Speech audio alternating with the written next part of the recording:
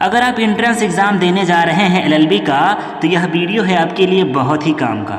नमस्कार दोस्तों, स्वागत है आप सभी का एक और वीडियो में। साथियों, आज की इस वीडियो में मैं आपको बताने वाला हूं कि डॉक्टर राम मनोहर लोहिया अवध विश्वविद्यालय के द्वारा प्रायोजित एलएलबी एंट्रेंस एग्ज़ाम में किस तरीके से प्रश्न पूछे जाते हैं और उनका लेवल किस तरह का होता है। यह वीडियो आपके लिए अन्य वनडे एग्ज़ाम में पूछे जाने वाले जनरल नॉलेज के प्रश्नों के नज़रिए से भी मोस्ट इम्पॉर्टेंट है। चलिए शुरू करते हैं। हमारा पहला प्रश्न है, स्वतंत्र भारत का अंतिम गवर्नर जनरल कौन था? Who was the last governor general of independent India?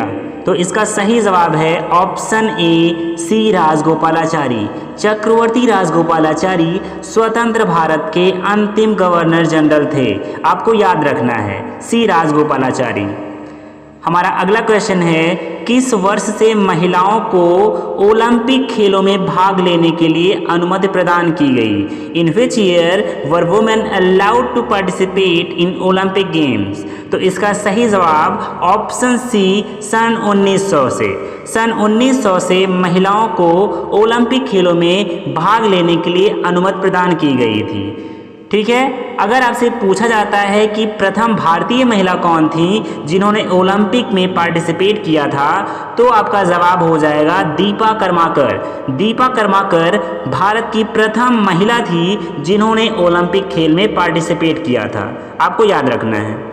हमारा तीसरा क्वेश्चन है, किसकी अध्यक्षता में भारतीय संविधान सभा का गठन किया गया था? Under whose chairmanship the constituent assembly of India was constituted?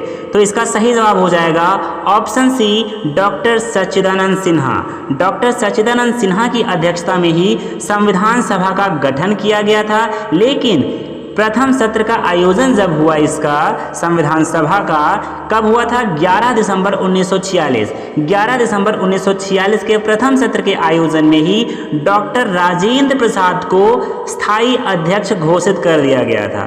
ठीक है। तो अगर आपसे पूछा जाता है कि संविधान सभा का अस्थायी अध्यक्ष कौन था, तो आपका जवाब हो जाएगा डॉक्टर सच्चिदानंद सिन्हा। और अगर आपसे पूछा जाता है कि संविधान सभा का स्थायी अध्यक्ष, परमानेंट चेयरमैन कौन था, तो आपका जवाब हो जाएगा डॉक्टर राजेंद्र प्रसाद। लेकिन अगर आपसे पूछा जाता है कि इसकी अध्यक्षता में भारतीय संविधान सभा का गठन किया गया था, तो आपका जवाब होगा डॉक्टर सच्चिदानंद सिन्हा। ठीक है।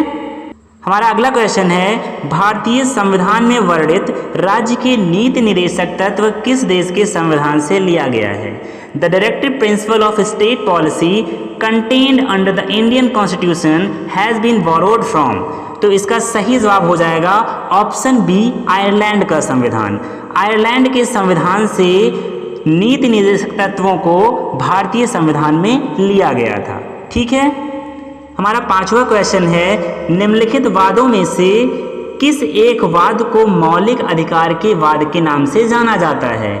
Which one of the following case is known as the fundamental right case?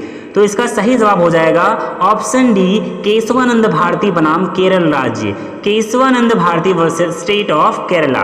इसमें भारतीय सुप्रीम कोर्ट ने, भारतीय सर्वोच्च न्यायालय ने यह निर्णय दिया कि भारत के संविधान की मूल संरचना संशोधन योग्य नहीं है।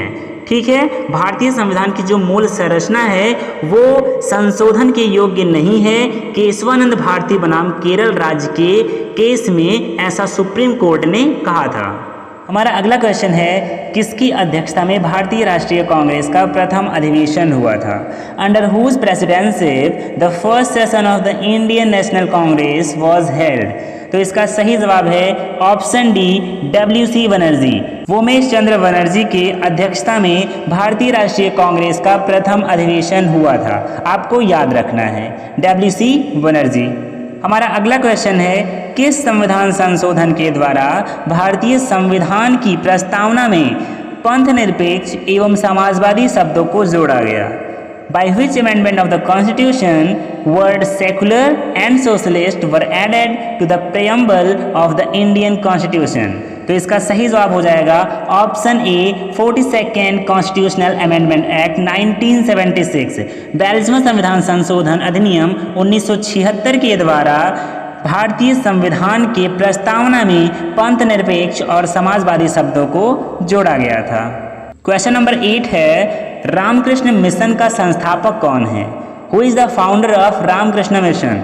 तो इसका सही जवाब है option B, Swami Vivekananda. Swami Vivekananda Ramakrishna mission के संस्थापक थे। अगला क्वेश्चन है, संविधान सभा की प्रारूप समिति का अध्यक्ष कौन था? Who was the chairman of the drafting committee of the Constituent Assembly? तो इसका सही जवाब है option D, Bhimrao Ambedkar. Doctor Bhimrao Ambedkar was the chairman of drafting committee of the Constituent Assembly। आपको याद रखना है डॉक्टर भीमराव अंबेडकर। हमारा अगला क्वेश्चन है, सार्क का सचिवालय कहाँ है? तो इसका सही जवाब है ऑप्शन डी, काठमांडू। काठमांडू में सार्क का सचिवालय स्थित है। सार्क मतलब दक्षेस, South Asian Association for Regional Cooperation. अगर आपसे पूछा जाता है सार्क की स्थापना कब हुई थी, तो इसका जवाब हो जाएगा 8 दिसंबर 1985 को।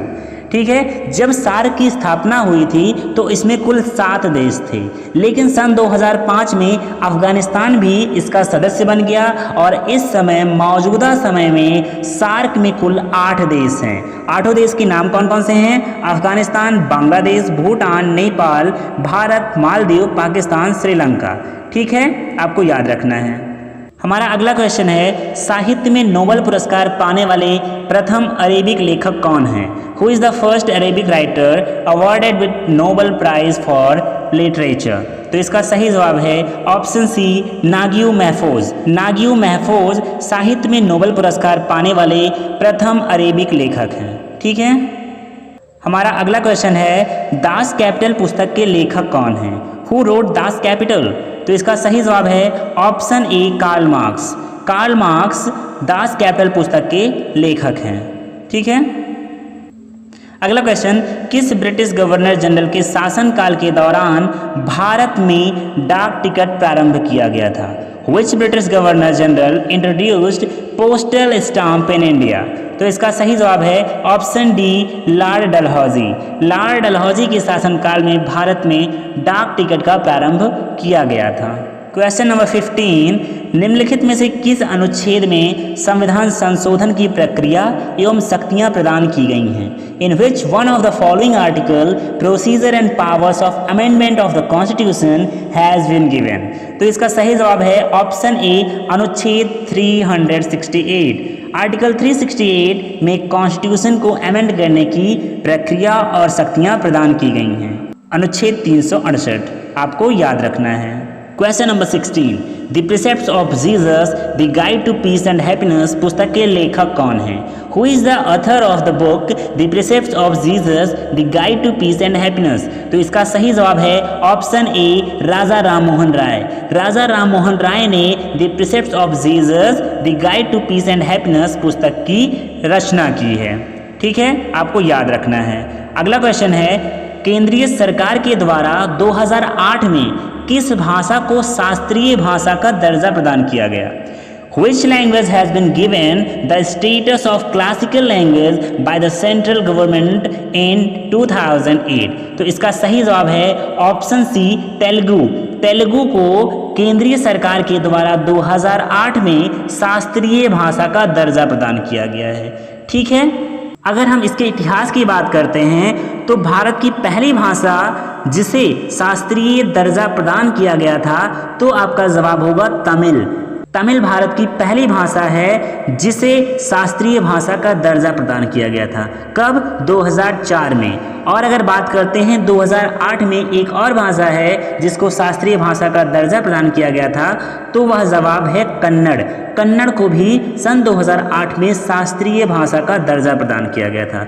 संस्कृत को भी शास्त्रीय भाषा का दर्जा प्रदान किया गया है 2005 में। 2005 में संस्कृत भाषा को शास्त्रीय भाषा का दर्जा प्रदान किया गया है और 2013 में मलयालम को शास्त्रीय भाषा का दर्जा प्रदान किया गया है। ये सब बहुत ही इंपॉर्टेंट है, आपको याद रखना है, कोई भी क्वेश्चन पूछा जा सकता है। ठीक है, क्वेश्चन नंबर 18 है, किसने कहा लोकतंत्र लोगों के द्वारा लोगों के लिए एक सरकार है?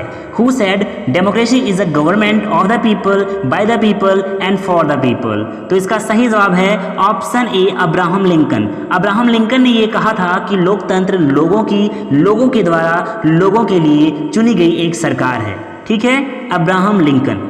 Democracy is the government of the people, by the people and for the people. Question number 19 है, किस हिंदी लेखक को निराला के नाम से जाना जाता है? Which Hindi writer is known by the name of Nirala? तो इसका सही जवाब है ऑप्शन ए, सूर्यकांत त्रिपाठी निराला। सूर्यकांत त्रिपाठी को निराला के नाम से जाना जाता है।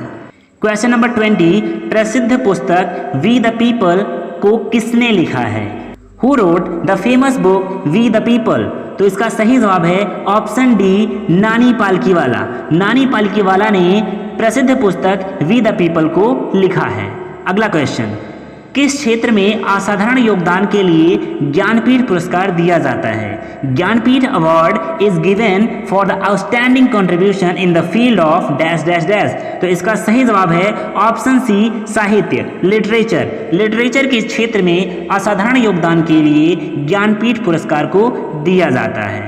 अगला क्वेश्चन, क्वेश्चन नंबर 22, भारतीय संसद के द्वारा पर्यावरण संरक्षण अधिनियम कब पारित किया गया था? The environment protection act was passed by the Indian parliament in the year dash dash dash. तो इसका सही जवाब है ऑप्शन नंबर बी, 1986। 1986 में भारतीय संसद के द्वारा पर्यावरण संरक्षण अधिनियम को पारित किया गया था। ठीक है, हमारा अगला क्वेश्चन, भारत में प्रथम महिला पुलिस महानिदेशक कौन थी? Who was the first woman director general of the police in India? तो इसका सही जवाब है ऑप्शन सी, किरण बेदी। किरण बेदी पहली महिला पुलिस महानिदेशक थी। 1973 बैच की IPS अधिकारी हैं ये, किरण बेदी। ठीक है, आपको याद रखना है। साथियों, वीडियो के अंत में एक क्वेश्चन आपके लिए, जिसका जवाब आपको कमेंट में देना है। निम्नलिखित पुरस्कारों में से किस पुरस्कार की घोषणा इसके संस्थापक की पुण्यतिथि के दिन की जाती है? Which one of the prizes is declared on the day of the death anniversary of its founder? आपके ऑप्शन हैं नोबेल पुरस्कार, ज्ञानपीठ पुरस्कार, दादा साहब फाल्के पुरस्कार या फिर इनमें से कोई नहीं। आपका जो भी जवाब सही हो कमेंट बॉक्स में उसको ज़रूर दें, और वीडियो पसंद आई हो तो इसको लाइक करके चैनल को सब्सक्राइब ज़रूर करें। इस वीडियो को ज़्यादा से ज़्यादा शेयर करें। और साथियों, अगर यह वीडियो आपके लिए उपयोगी हुई हो तो कमेंट बॉक्स में ज़रूर बताएं, जिससे आने वाले नेक्स्ट वीडियो में हम ऐसे ही बहुत सारे प्रश्नों को करने के लिए प्रोत्साहन प्राप्त कर सकें। Thank you for watching.